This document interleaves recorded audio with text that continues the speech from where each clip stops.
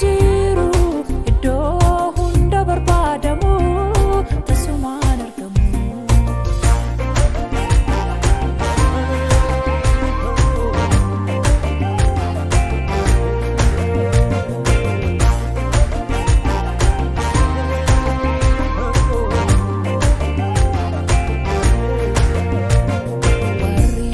Waaqa keenya addaa jettanii kottaa waaqa keenya waaqessina.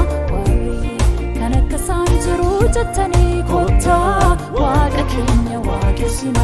Warri jaalala isaatii waamamtanii kottaa waaqa keenya waaqessina. Warri hojii isaa dinqisiifattanii kottaa waaqa keenya waaqessina. Eessadha abbaan murtii abbaan aboodumaa dubbii afaan isaatiin wanta yaadu uumaa. Dubbii afaan isaatiin wanta yaadu uumaa. Eessadha handaarri beekumsaaf handaarri ogummaa. Furtuunidha hundaa isa bira argama. Furtuunidha hundaa isa bira argama. Waaqni hundaan olii isadha isaan olin jiru. Bara baraan mo'aa aangoo isaa soojin hundiijiru. Galata keessan fidaatii kottaa waaqa keenya waaqessina. Maqaasaa ol qabnaa qubaa keessan fidaatii kottaa waaqa keenya waaqessina. Galata keessan fidaatii kottaa waaqa keenya waaqessina.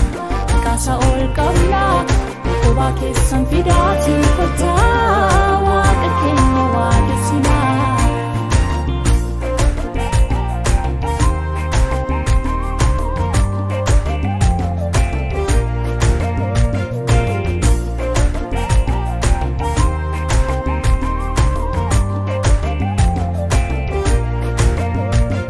Ulfina isaatiif gadi gadi jennaa. Gooftummaa isaatiif fuula isaa sagannaa.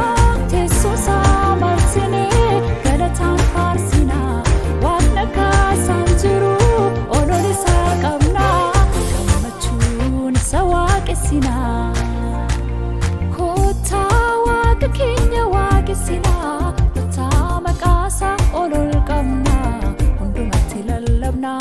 Kan akka isaa tasan jiru iddoo hunda barbaadamu tasumaan argamu.